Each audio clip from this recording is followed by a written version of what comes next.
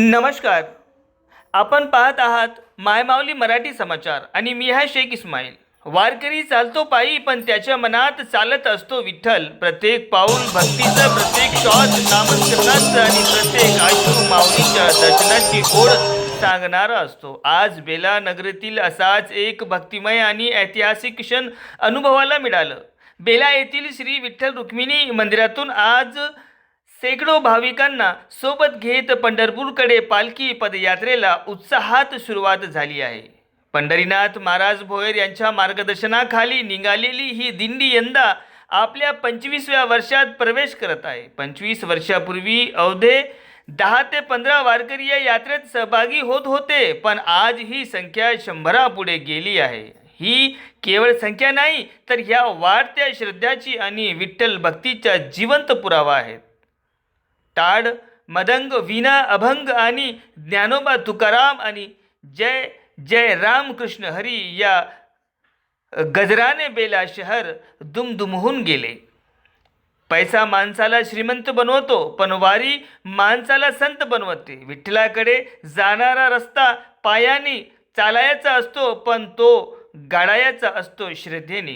या पदयात्रेत पुरुष, महिला, बालगोपाल आणि अनेक लोकप्रतिनिधीही सहभागी झाले आहेत. संपूर्ण प्रवासात मार्गातील विविध देवस्थाने, मंदिरे आणि पवित्र स्थळावर दर्शन घेत ही दिंडी पंढरपुराच्या दिशेने पुढे सरकणार आहे.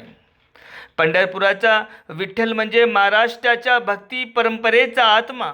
भक्त पुंडलिकाच्या सेवेमुळे विठेवर उभा राहिलेला विठ्ठल आजही आपल्या भक्तीचा वाट पाहत उभा आहे. म्हणूनच लाखो वारकरी वर्षभर या दर्शनासाठी आतुर असतात. विठ्ठल म्हणजे श्रद्धा, रुक्मिणी म्हणजे माया आणि वारी म्हणजे प्रेम, समता आणि मानवतेचा उत्सव. शेकडो किलोमीटरचा प्रवास, उन्हाची तमा नाही, पावसाची भीती नाही, थकव्याची जाणीव नाही, कारण प्रत्येक वारकऱ्यांचा ओठावर एकच नाव आहे, विठ्ठल विठ्ठल, जय हरी विठ्ठल. 25 वर्षाची ही अखंड परंपरा पुढील पिढ्यापर्यंत अशीच सुरू राहो, अशीच प्रार्थना प्रत्येक भक्त करीत आहेत. बेला ते पंढरपूर हा फक्त प्रवास नाही, तर श्रद्धा, भक्ती आणि संस्कृतीचा महाप्रवास आहे.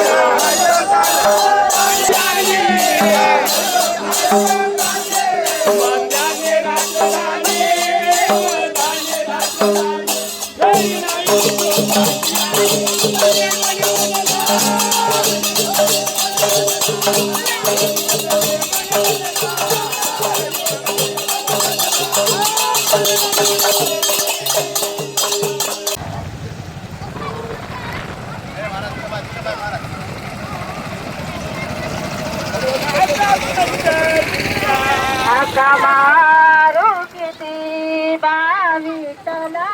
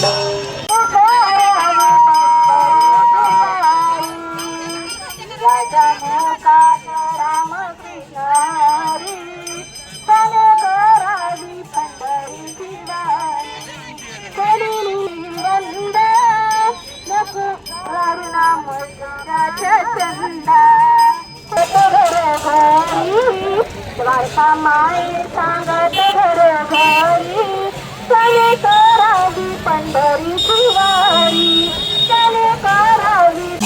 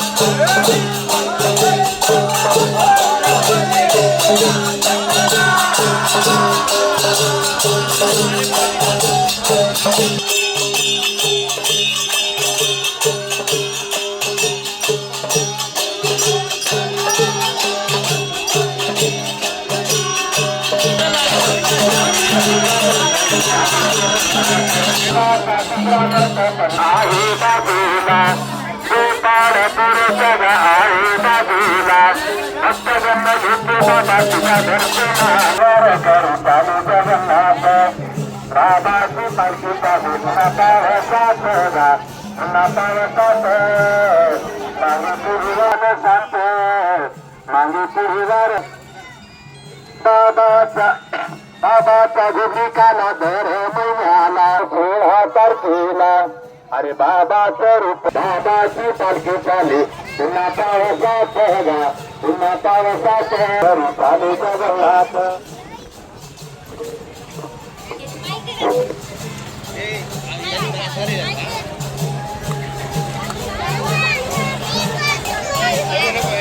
या ठिकाणावर निघत आहे. वारीला जवळपास 20 वर्षे होत आहे आणि पहिल्या वर्षी 20-25 लोक जात होते. मी ज्यावेळेसपासून आलो त्यावेळेसपासून 36 लोक झाले.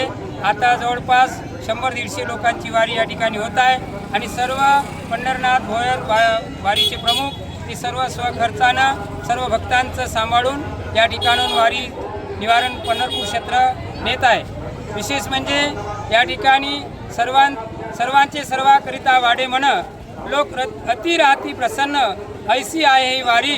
वारकरी संप्रदायाच्या माध्यमातून लोकाला ज्ञान करण्याचं या ठिकाणी कार्य होत आहे आणि अशी ही वारी बेला ते पंढरपूर एकंदरीत 24 दिवसाचा रन होऊन त्या ठिकाणी एकादशी उपास सोडून सर्व ते आपापल्या स्वखर्चाने तिकीट घेऊन परत येत आहे.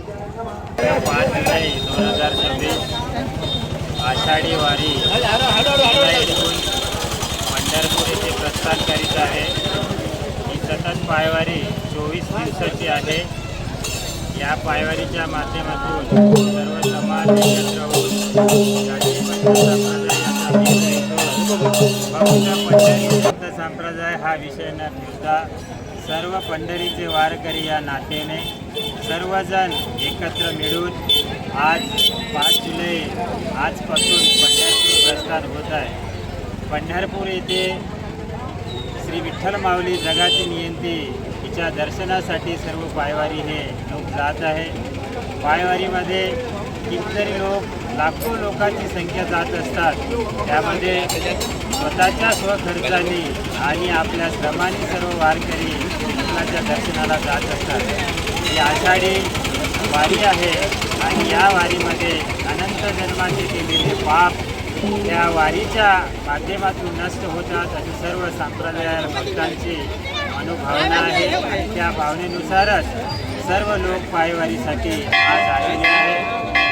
आदरणीय पंढरीनाथ महाराज यांच्या नेतृत्वाखाली सद्गुरू ब्रह्मलीन बाजीराव महाराजांची पादुका पंढरपूर येथे आज प्रस्थापन होत आहे. त्या निमित्ताने सर्व जमलेल्या भाविक भक्तांना आणि वारकरी संप्रदायातील सर्व समाज बांधवांना आजच्या पायवारीच्या शुभेच्छा देतो आणि आपली पायवारी ही सुखाची हो ही सद्गुरू विठ्ठल चरणी अशी प्रार्थना करू या ठिकाणी जो वारीचा कार्यक्रम आहे तो आता चालू होणार आहे. तरी 24 तारखेपर्यंत ही वारी त्या ठिकाणी पोहोचणार आहे. भगवान श्री विठ्ठलाचं दर्शन घेतल्यानंतर पुन्हा हे लोक परत आपापल्या गावी येतील.